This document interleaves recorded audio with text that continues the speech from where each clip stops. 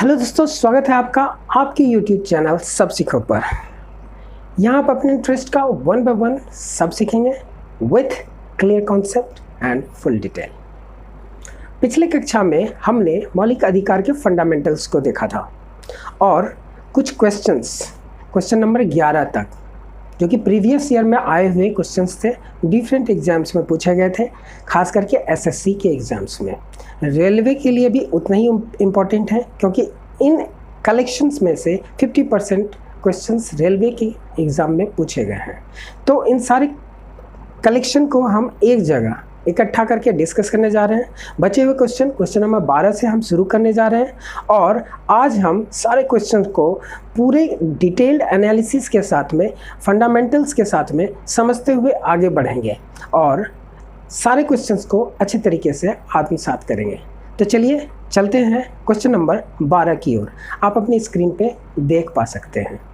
तो question number 12 है, जब न्यायालय को लगता है कि कोई सार्वजनिक पदाधिकारी अपने कानूनी दायित्वों का पालन नहीं कर रहा है और इससे किसी व्यक्ति का मौलिक अधिकार प्रभावित हो रहा है, तब वह कौन सा रिट जारी करता है।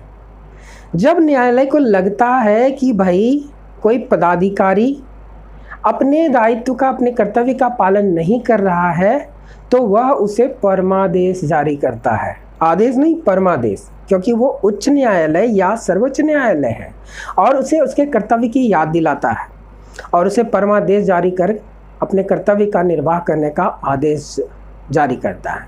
तो इसका सही उत्तर हो जाएगा ऑप्शन नंबर बी, परमादेश। चलते हैं नेक्स्ट क्वेश्चन की ओर। क्वेश्चन नंबर 13 है, निम्न में से कौन सा न्यायिक आदेश उच्च न्यायालय या उच्चतम न्यायालय द्वारा किसी व्यक्ति को किसी सार्वजनिक कार्यालय पर अधिकार करने से रोकने के लिए जारी किया जाता है।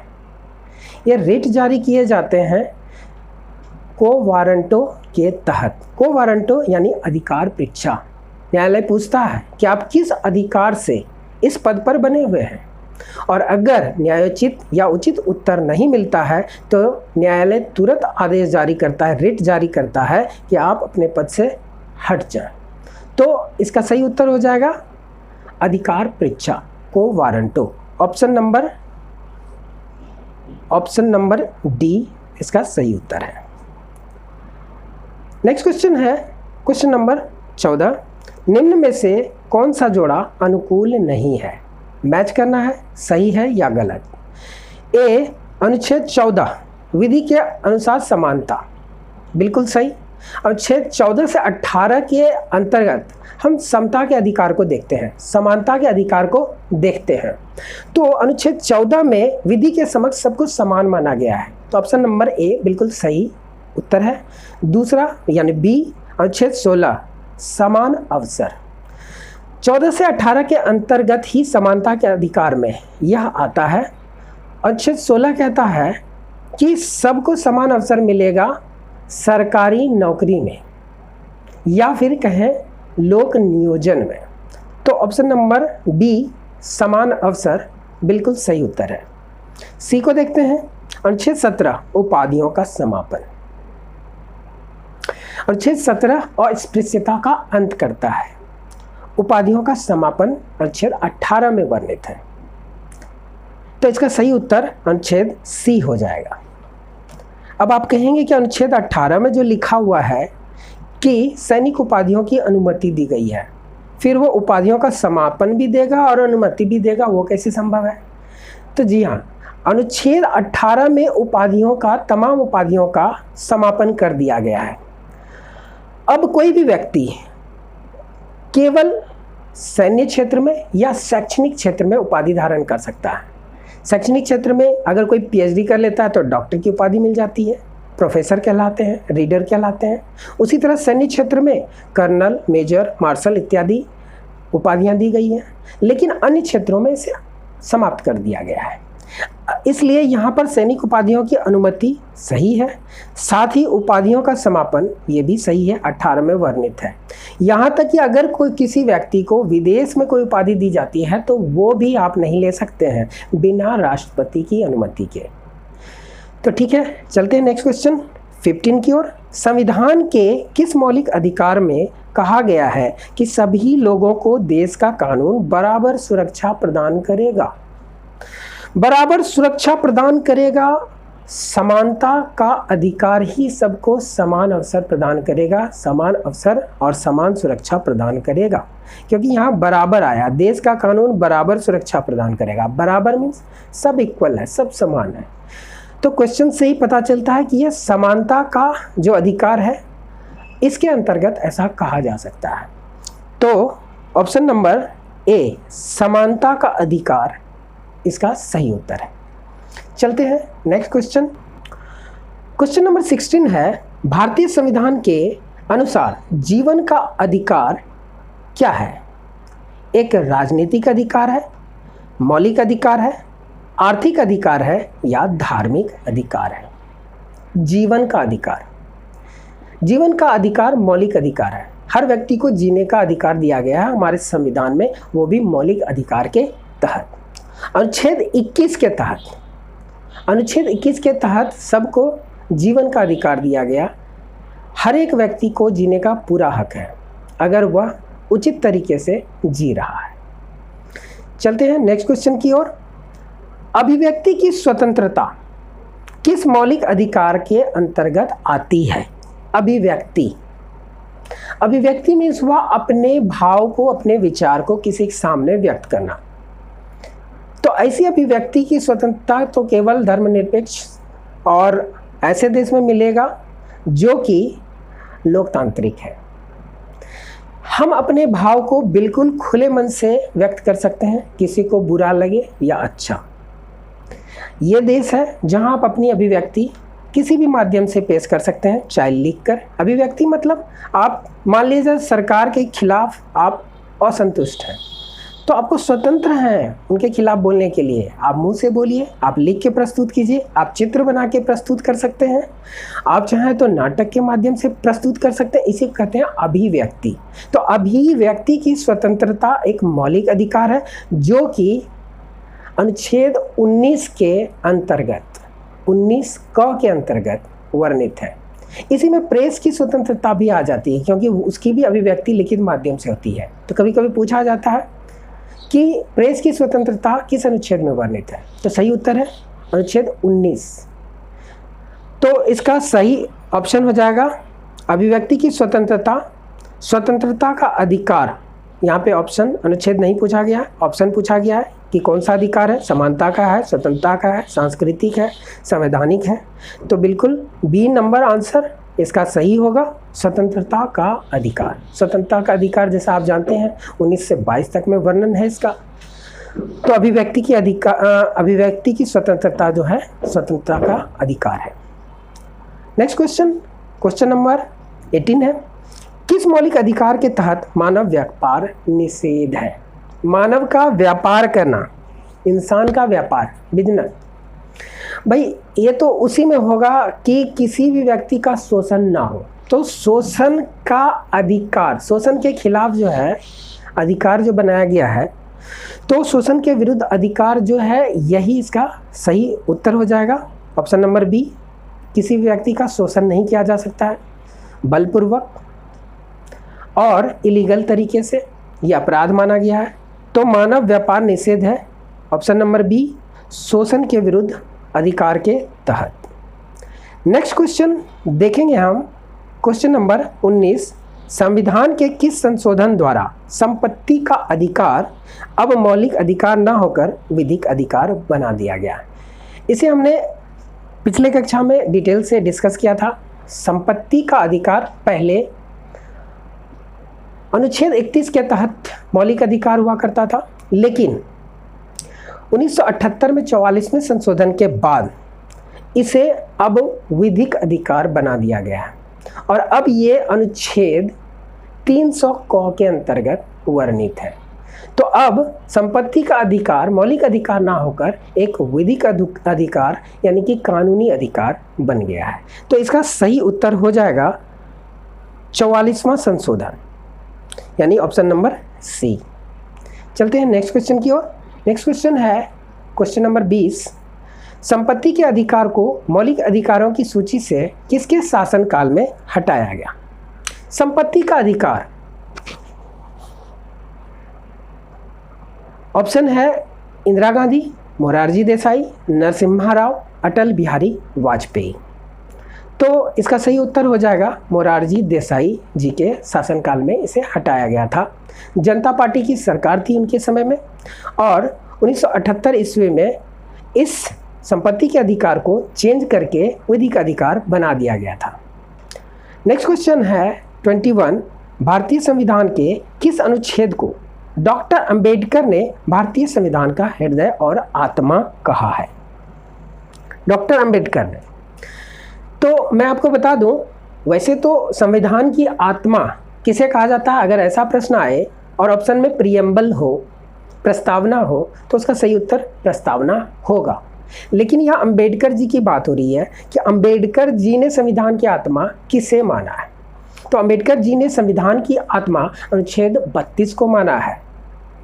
और अगर पूछा जाए कि अंबेडकर जी ने कौन से मौलिक अधिकार को संविधान की आत्मा कहा है, तो छठा मौलिक अधिकार संवैधानिक उपचारों का अधिकार, क्योंकि इसी के अंतर्गत रिट्स को का वर्णन किया गया है और यही संवैधानिक उपचारों का अधिकार अनुच्छेद 32 के तहत जो दिया गया है, ये बाकी के मौलिक अधिकार का रक्षा करता है, प्रोटेक्ट करता है इसको। इसलिए अंबेडकर जी ने इसे संविधान की आत्मा कहा है। एक क्वेश्चन इस तरह से भी आते हैं कि कौन सा भाग संविधान का अंतरात्मा माना जाता है? कौन सा भाग, खंड? तो आप कहेंगे मौलिक अधिकार, अगर मौलिक अधिकार ऑप्शन में हो तो यहाँ पर ऑप्शन नंबर बी अनुच्छेद 32 सही आंसर हो जाएगा, जिसे अंबेडकर जी ने संविधान का हृदय या आत्मा कहा है। नेक्स्ट क्वेश्चन है क्वेश्चन नंबर 22, किस अनुच्छेद के तहत सशस्त्र बलों के सदस्यों के मौलिक अधिकारों को विशेष रूप से प्रतिबंधित किया जा सकता है? किस अनुच्छेद के तहत?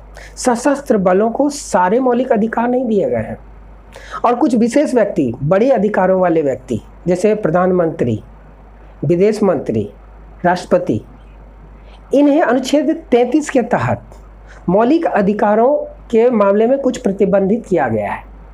उन्हें कुछ प्रोटोकॉल्स का पालन करना पड़ता है। हमारे आपके तरह सारे मौलिक अधिकार को खुल के वो नहीं जी सकते हैं, बड़ी दायित्व होती है उनके ऊपर। इसलिए संविधान ने कुछ हद तक उनके मौलिक अधिकार को सीमित किया हुआ है। नेक्स्ट क्वेश्चन, तो इस प्रकार से इसका आंसर हो जाएगा ऑप्शन नंबर सी अनुच्छेद 33। नेक्स्ट क्वेश्चन है 23, अभियुक्त को नमूना हस्ताक्षर करने के लिए बाध्य करना क्या माना जाता है? अभियुक्त यानी अगर किसी व्यक्ति ने क्राइम किया तो वो तो अभियुक्त हो गया, या क्राइम में इन्वॉल्व है या पकड़ा गया, अंदेशा है, तो उसे अभी वो साबित नहीं हुआ इसलिए अभियुक्त कहला रहा है। तो अगर वो अभियुक्त है किसी घटना में या क्राइम में इन्वॉल्व है, तो उसे आप ज़बरदस्ती उसे अपने खिलाफ गवाही देने के लिए बाध्य नहीं कर सकते हैं, नमूना हस्ताक्षर नहीं ले सकते हैं। किसके तहत? ऑप्शन है यहाँ पे नैसर्गिक न्याय के सिद्धांत के उल्लंघन, ये तो ऐसा कुछ न्याय का उल्लंघन है नहीं। व्यक्तिगत स्वतंत्रता के अधिकार का उल्लंघन, व्यक्ति स्वतंत्रता का अधिकार मिला हुआ है, आप किसी व्यक्ति के पर्सनल स्वतंत्रता का उल्लंघन नहीं कर सकते हैं, बाध्य नहीं कर सकते हैं। तो ऑप्शन नंबर बी ही इसका सही उत्तर होगा, व्यक्तिगत स्वतंत्रता के अधिकार का उल्लंघन अनुच्छेद 20 खंड सी के तहत व्यक्तिगत स्वतंत्रता का आप उल्लंघन नहीं कर सकते हैं, किसी व्यक्ति को बाध्य नहीं कर सकते हैं खुद अपने खिलाफ गवाही देने के लिए या उसका नमूना हस्ताक्षर देने के लिए। तो इसका सही उत्तर ऑप्शन नंबर बी हो गया। चलते हैं नेक्स्ट क्वेश्चन की ओर। क्वेश्चन नंबर 24 है, मौलिक अधिकार निलंबित किए जा सकते हैं। निलंबित माना कुछ समय के लिए रोके जा सकते हैं। कब और किन के द्वारा? राज्यपाल के द्वारा, राष्ट्रपति के द्वारा, विधि मंत्री द्वारा या प्रधानमंत्री के द्वारा। तो इसे तो रोका जा सकता है केवल राष्ट्रपति के द्वारा, पर राष्ट्रपति भी अपने मन से नहीं रोक सकता है। संसद अगर मंजूरी दे तो ही वो इसे रोक सकते हैं आपातकाल के दौरान। अनुच्छेद 352 के तहत राष्ट्रपति को यह अधिकार है कि संसद की मंजूरी के बाद मूल अधिकार को निलंबित किया जा सकता है। तो इसका सही उत्तर हो जाएगा राष्ट्रपति के द्वारा। और एक बात और कि ये जो मौलिक अधिकार के निलंबन का प्रावधान है यह जर्मनी के संविधान से लिया गया है, इस बात को भी नोट करके रखिएगा। चलते हैं नेक्स्ट क्वेश्चन की ओर। नेक्स्ट क्वेश्चन है, निम्न में कौन सा अधिकार नागरिकों एवं विदेशियों दोनों को प्राप्त है? भाई दोनों को कौन सा प्राप्त होगा? सारे तो विदेशियों को प्राप्त नहीं होंगे। तो ऑप्शन है राजनीतिक अधिकार, मौलिक अधिकार, सिविल अधिकार या फिर विधिक अधिकार। तो मैं यहाँ बता दूं कि राजनीतिक और सिविल अधिकार ये तो घर का मामला है, सिर्फ यहाँ के नागरिकों को ही मिलेगा। इसमें बाहरियों को, विदेशियों को इंटरफेयर करने का कोई अधिकार नहीं है।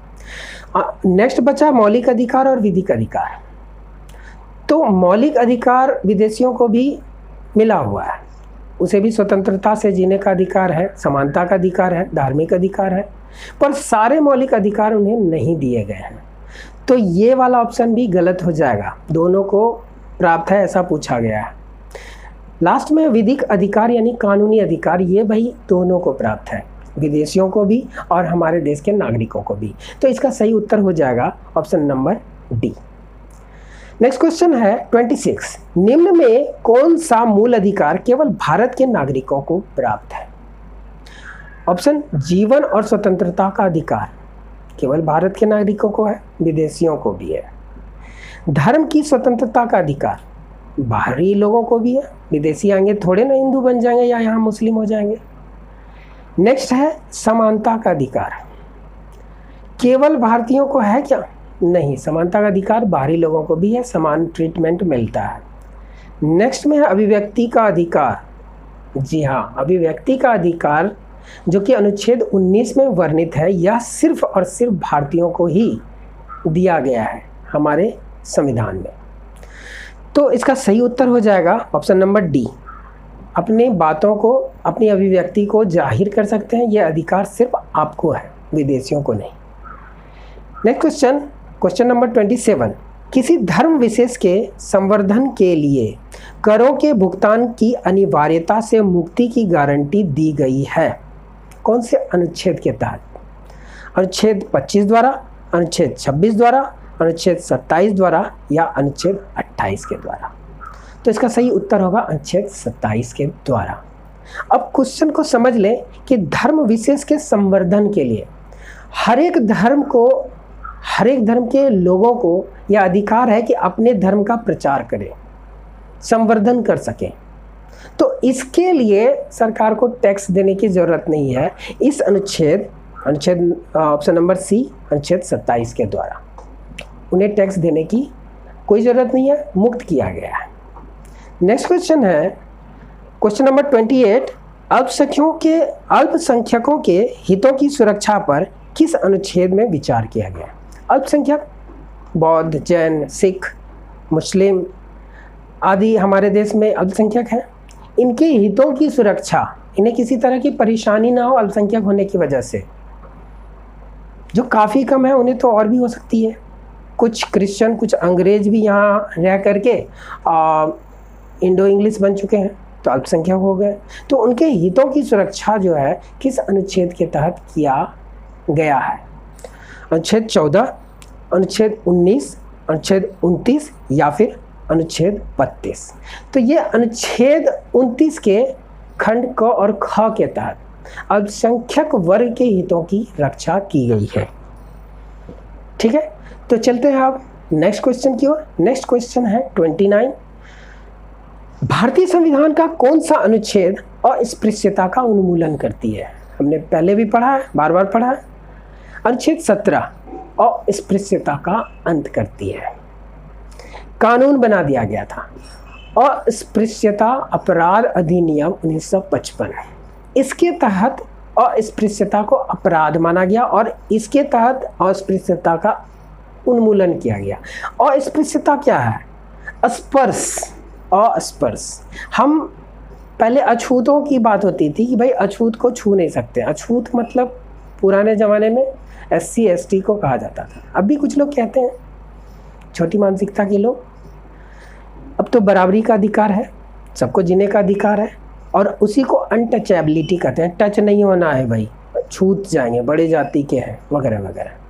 तो इसका अंत कर दिया गया, इसे अपराध माना गया। अगर आप ऐसा करते हैं और आपकी शिकायत होती है उस व्यक्ति के द्वारा, उस पीड़ित के द्वारा, तो आपको सजा मिल सकता है।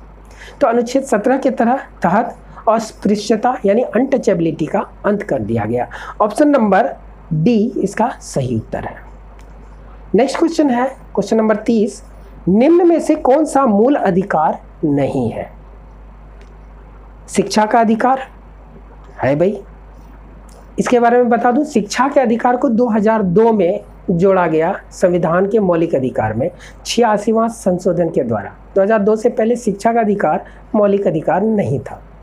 तो ए सही है, शिक्षा का अधिकार मूल अधिकार है। बी सूचना का अधिकार, सूचना का अधिकार तो नहीं हो सकता है, आरटीआई लगाते हैं, ये एक विधिक अधिकार है, कानूनी अधिकार है। बाकी भाषण का अधिकार अभिव्यक्ति के तहत तो मौलिक अधिकार ही है, जीवन का अधिकार तो है ही, आप पढ़ चुके हैं। तो इसका सही उत्तर हो गया ऑप्शन नंबर बी, सूचना का अधिकार मौलिक अधिकार नहीं है, यह एक विधिक अधिकार है।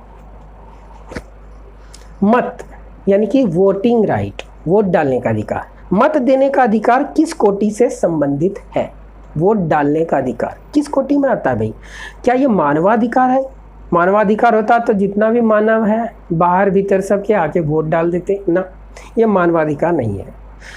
बी में कहता है नागरिक अधिकार, नागरिक अधिकार जितने भी लोग हैं सबको होता तो 18 वर्ष से कम के लोग भी वोट डाल लेते, तो ये नागरिक अधिकार भी नहीं है। प्राकृतिक अधिकार, प्रकृति की भाई इसमें सिविल सेंस में आवश्यकता नहीं है, तो ये अधिकार प्राकृतिक नहीं हो सकती है। नहीं तो भगवान ही ऐसा बना के भेजते, प्रकृति बना के ऐसा भेजता कि भाई ये राइट आपको अपने आप मिल गया, अब जर्मनी में भी वोटिंग कर लीजिए, इंडिया में भी कर लीजिए। सो ये तीसरा भी रॉन्ग है। चौथा बचता है तो ये तो सही होना ही है, राजनीतिक अधिकार। ऑफ कोर्स राजनीति की बातें हैं और इस वजह से वोटिंग राइट जो है राजनीतिक अधिकार है, पॉलिटिकल राइट है। तो इसका सही उत्तर हो गया ऑप्शन नंबर टी। चलते हैं नेक्स्ट क्वेश्चन की ओर। नेक्स्ट क्वेश्चन है क्वेश्चन नंबर 32, मूल अधिकारों से संबंधित मामला निम्नलिखित में से कौन सा है? कुछ मामले हैं, नेक्स्ट क्वेश्चन में हम मूल अधिकारों से संबंधित कुछ मामले हैं उसको डिस्कस करेंगे। अभी देख लेते हैं। ऑप्शन है गोलकनाथ बनाम पंजाब राज्य 1967, पश्चिम बंगाल बनाम भारत संघ 1963, शर्मा बनाम कृष्ण 1959, बम्बई बनाम बलसारा 1951। तो ऑप्शन नंबर ए यानी कि गोलकनाथ बनाम पंजाब राज्य 1967 सही उत्तर है। इसके बारे में हम अगली कक्षा में, जो कि अंतिम वीडियो होगी मौलिक अधिकार के ऊपर में, पूरा चर्चा करेंगे, डिटेल से समझेंगे।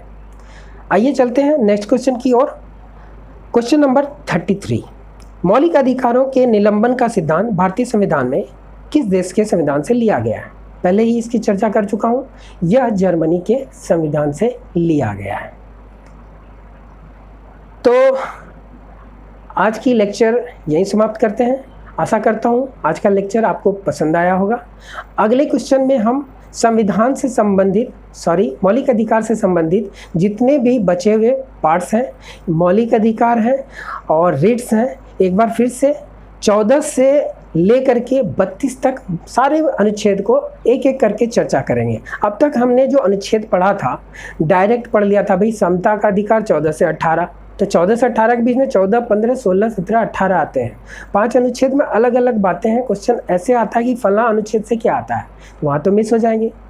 स्वतंत्रता का अधिकार भाई 19 से 22 तक आता है, तो उसके बीच में 20-21 भी तो है, 19 है, 22 है, क्या उसमें अलग अलग है? तो हम लोग 14 से 32 तक जो कि इम्पोर्टेंट अनुच्छेद हैं मौलिक अधिकार से संबंधित, सबको एक एक करके समझेंगे, डिस्कस करेंगे। तो मिलते हैं नेक्स्ट लेक्चर में, तब तक के लिए बाय बाय। चैनल को सब्सक्राइब जरूर कीजिएगा, अपने दोस्तों के साथ शेयर भी कीजिएगा।